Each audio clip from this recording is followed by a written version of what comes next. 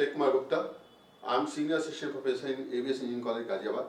आज हम जो सब्जेक्ट शुरू करने वाले हैं वो नेटवर्क एनालिसिस एंड सिंथेसिस है। हालांकि अगर मैं थोड़े से इंट्रोडक्शन पार्ट की बात करूं तो इंट्रोडक्शन पार्ट चाहे वो फर्स्ट ईयर में बेसिक इलेक्ट्रिकल इंजीनियरिंग पढ़ रहे हो बच्चे, चाहे इलेक्ट्रॉनिक्स एंड कम्युनिकेशन इंजीनियरिंग में नेटवर्क एनालिसिस सिंथेसिस पढ़ रहे हो, या फिर इलेक्ट्रिकल इंजीनियरिंग में नेटवर्क एनालिसिस सिंथेसिस पढ़ रहे हो, सबके लिए यूजफुल है। तो आज हम बेसिक लॉज को पढ़ेंगे कि बेसिक लॉज क्या होते हैं, फिर उसके बाद हम केवीएल केसीएल के through mesh analysis, node analysis, फिर उसके बाद सुपर मेश, सुपर नोड, इन सब चीज़ों को एक एक करके देखेंगे। फिलहाल ये जो वीडियो लेक्चर है वो केवल और केवल बेसिक लॉ को रिप्रेजेंट करता हुआ है। बेसिक लॉ की अगर मैं बात करूँ तो basic law generally Ohm's law को ही हम लेते हैं, क्योंकि लीनियर प्रोपोर्शनलिटी क्या होती है वोल्टेज और करंट के बीच में, ये चीज़ें जाननी बहुत जरूरी होती है। क्लियर? ठीक है, तो हम स्टार्ट करते हैं बेसिक लॉ से। अगर मैं बात करूं यहाँ पे कि एक नेटवर्क में अगर हम सर्किट थ्योरी की बात करें, क्लियर, तो सर्किट थ्योरी में यानी किसी भी नेटवर्क में क्या क्या चीजें इंपॉर्टेंट होती हैं। एक तो branch, clear, second one node, और ब्रांच और नोड्स को ही लेके हमारा क्या होता है, नेटवर्क डिजाइन होता है। क्लियर? ठीक है, अब नेटवर्क सर्किट कब बनता है, जब आपको कोई क्लोज नेटवर्क मिलता है। मतलब क्लोज जो नेटवर्क का मतलब क्या हो गया कि सर्किट कंप्लीटेड हो, यानी एक लूप बन जाए। क्लियर? तो जब कोई वन और एक या एक से अधिक क्लोज नेटवर्क आपको मिलता है तो वही आपको कहलाती है सर्किट। और नेटवर्क क्या है, बेसिकली एक सर्किट। क्लियर? तो हम इन सब चीजों को लेके थोड़ा सा जानेंगे कि बेसिक्स क्या होते हैं, ब्रांचेज, नोड्स, इनको लेके सर्किट यानी नेटवर्क कैसे आपका डिजाइन होता है, ये सारी चीजें हम समझने की कोशिश करेंगे। उसके पहले हम थोड़ा सा समझते हैं कि ओम्स लॉ क्या होता है, फिर हम नोड और ब्रांच की बात करेंगे। क्लियर? ठीक है, तो हम बात करते हैं ओम्स लॉ।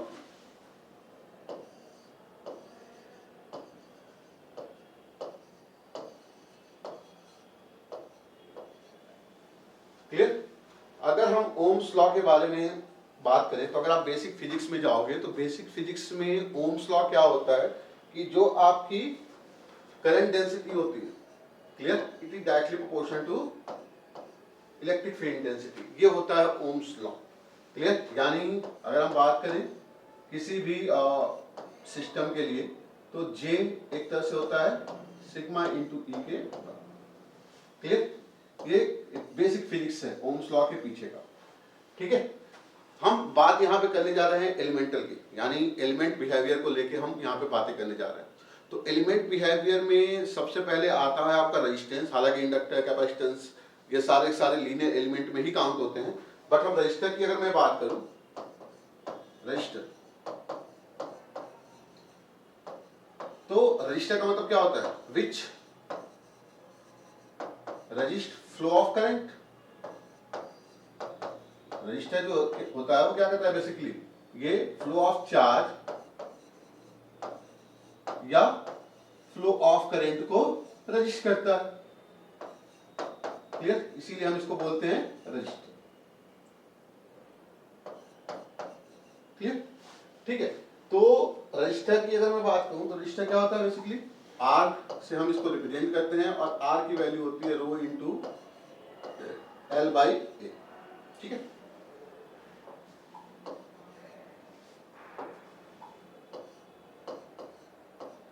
जहां पे ए क्या है, length of the element, A क्या है, cross sectional area, and rho is the resistivity of the material. Clear? तो ये आपका रेजिस्टेंस होता है, रेजिस्टेंस की value rho into L by A होती है। अब हम बेसिक जो आपका बेसिक प्रिंसिपल है ओम्स लॉ के पीछे का, यानी जे इक्वल टू सिग्मा ई पे चलते हैं, और यहां से हम निकालेंगे कि वोल्टेज और करंट के टर्म में क्या रिलेशनशिप होता है। एक बेसिक एलिमेंट्स यानी एक रजिस्टिव एलिमेंट अगर आपके पास अवेलेबल है तो वोल्टेज और करंट के बीच में जो ओम्स लॉ का रिलेशन आता है वो क्या आता है, वो चीज हम देखने जा रहे हैं। ठीक है, अगर हम करंट डेंसिटी की बात करें तो करंट डेंसिटी क्या होती है, I upon cross sectional area. Clear? यानी current per unit area is called as current density, J. Clear? ठीक है, अगर हम बात करें यहाँ पे सिग्मा की, तो सिग्मा को हम रिप्रेजेंट करते हैं 1 अपॉन रो से। क्लियर? यानी जो कंडक्टिविटी होती है वो 1 बाई रेसिस्टिविटी के बराबर होती है, यानी resistivity inversely proportional to conductivity. Clear? अगर हम बात करें इलेक्ट्रिक फील्ड इंटेंसिटी की, जो इलेक्ट्रिक फील्ड इंटेंसिटी है, अगर आपको उस एलिमेंट के अक्रॉस, मान लीजिए कोई एलिमेंट है आपका, कोई भी एलिमेंट ले लिया, क्लियर? इलेक्ट्रिक फील्ड इंटेंसिटी आपको पता है, अगर इसके अक्रॉस आपको वोल्टेज ड्रॉप पता करना है तो वोल्टेज ड्रॉप की वैल्यू क्या हो जाएगी, मतलब इलेक्ट्रिक फील्ड इंटेंसिटी के टर्म में क्या हो जाएगा, ये V अपॉन L के बराबर। ये लेंथ आपकी कितनी है, L है, क्रॉस सेक्शन एरिया आपका A है, मटेरियल की रेसिस्टिविटी क्या है, रो के बराबर, E की वैल्यू V बाई L होगी। क्लियर? हम सारी वैल्यूज को अगर हम पुट करें, जो आपका बेसिक प्रिंसिपल है J equal to sigma E में, तो देखिए क्या निकल के आता है, I by A equal to sigma की वैल्यू मैंने 1 बाई रो पुट कर दी, इंटू E की वैल्यू हमने क्या पुट कर दी, V अपॉन L। क्लियर? तो यहां से आपका क्या निकल के आ रहा है, V equal to rho into L upon A into I। तो आपने क्या देखा, rho into L by A की वैल्यू क्या है, रेजिस्टेंस के बराबर है, तो ऑब्वियस सी बात है हम इसको रेजिस्टेंस के बराबर पुट कर देते हैं, तो V की वैल्यू क्या आ गई यहाँ पे, R इंटू I के बराबर। R तो मटेरियल की प्रॉपर्टी है, तो ऑब्वियस सी बात है R तो फिक्स हो गया, उसके लिए लेंथ फिक्स है, मटेरियल की रेसिस्टिविटी फिक्स है, उसका क्रॉस सेक्शन एरिया फिक्स है, तो ऑब्वियस सी बात है यहां से एक मटेरियल के लिए, एक एलिमेंट के लिए आपका जो ओम्स लॉ निकल के आया वो क्या निकल के आया, V is directly proportional to I, और यही आपका ओम लॉ है, और इसी बेसिक लॉ पे हम सारा चीजें फॉलो करते हैं। तो ये केवल और केवल आपका रजिस्टर के लिए नहीं है, ये अगर कोई भी इंपेडेंस वैल्यू है सबके लिए फॉलो होगा, V is directly proportional to I, बशर्ते वो लीनियर एलिमेंट बिहेवियर उसका होना चाहिए। क्लियर? तो V is directly proportional to क्या निकल के आया, I के बराबर निकल के आया। क्लियर? अगर हम बात करें यहाँ पे नोड की, तो नोड क्या होगा, नोड, क्लियर? देखिए नोड और ब्रांच से मिलकर क्या होता है, आपका सर्किट बनता है। क्लियर? नोड और ब्रांच से मिलकर आपका सर्किट बनता है, तो नोड क्या होता है, ब्रांच क्या होता है, ये देखेंगे, उसके बाद हम सर्किट के बारे में बातें करेंगे। क्लियर? ठीक है, तो सबसे पहले हम देखते हैं नोड क्या होता है। नोड का मतलब क्या हो गया कि कई सारे ब्रांचेज किसी पॉइंट पे आके मिलते हैं। क्लियर? ये जैसे 3 ब्रांचेज है, ब्रांच 1, ब्रांच 2, ब्रांच 3। क्लियर? तो क्या हो रहा है, एक पर्टिकुलर पॉइंट पे आके मिल रहे हैं, तो इस पॉइंट को हम बोलते हैं नोड। यहां पर क्या हो जाता है, नोड हो जाता है, यानी 3 ब्रांचेज एक पॉइंट से मिला हुआ है। क्लियर? ठीक है, तो उसे हम कहेंगे नोड। क्लियर है चीज? अगर हम ब्रांच के बारे में बात करें तो ब्रांच क्या कहलाता है,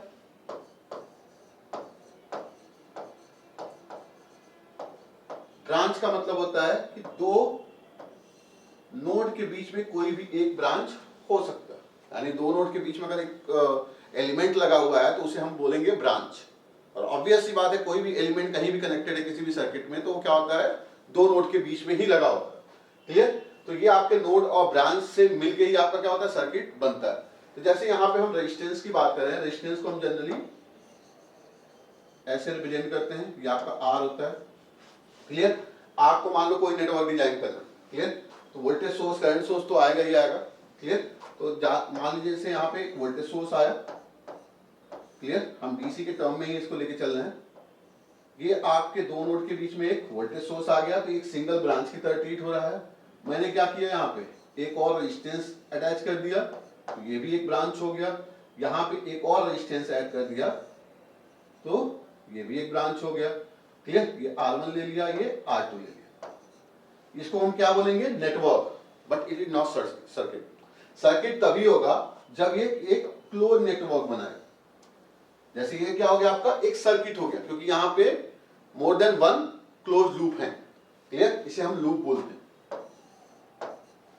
ठीक है, तो ये आपका हो गया सर्किट। अब फिर से वही चीजें कि सर्किट में केवीएल केसीएल हमें आगे सीखना है, केवीएल केसीएल कैसे अप्लाई करते हैं।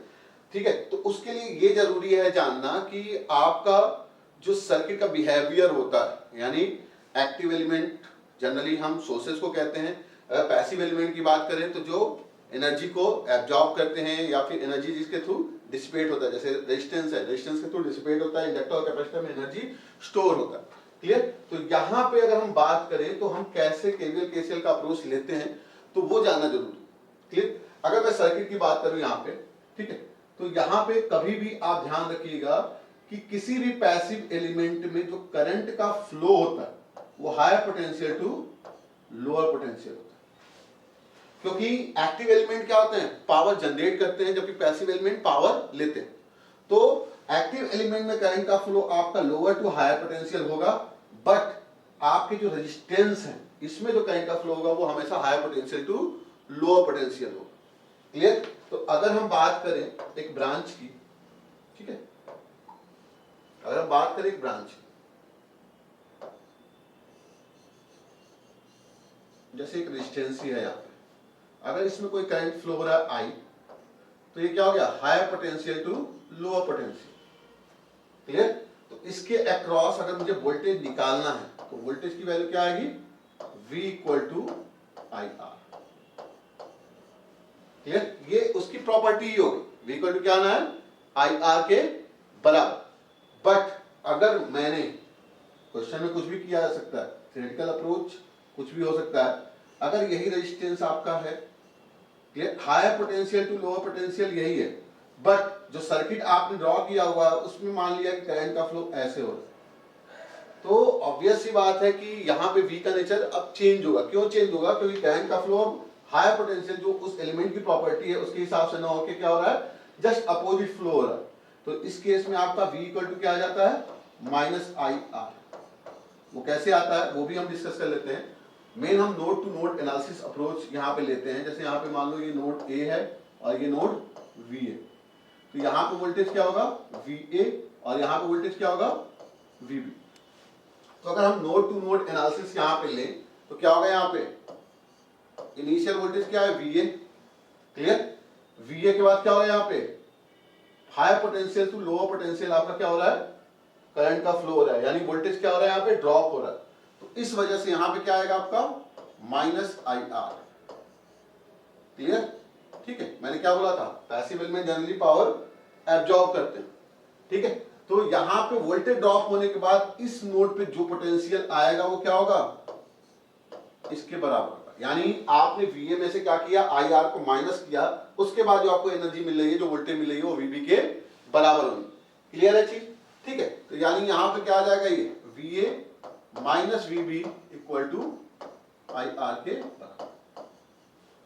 क्लियर? और यही VA माइनस VB का जो पोटेंशियल डिफरेंस है इस एलिमेंट के अक्रॉस का वोल्टेज है, यानी किसके बराबर हो गया, V के बराबर हो गया। सेम लॉजिक यहां अप्लाई करते हैं। ठीक है, देखो यहां पे ये नोड A, ये नोड B। क्लियर? अब हम क्या कर रहे हैं यहाँ पे कि VA माइनस VB अभी भी क्या है, V इक्वल टू क्या है, VA माइनस VB है।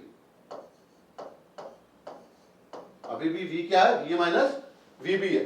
बट इस केस में क्या हो रहा है, आपका तो higher potential to lower potential यही है सर्किट में बना हुआ, लेकिन करंट का फ्लो जो है वो ठीक अपोजिट डायरेक्शन में आपने चूज किया हुआ, क्योंकि करंट तो आपको चूज करना है सर्किट में। क्लियर? कोई भी लूप करंट ले सकते हैं, किसी ब्रांच में करंट कोई भी डायरेक्शन में ले सकते हैं।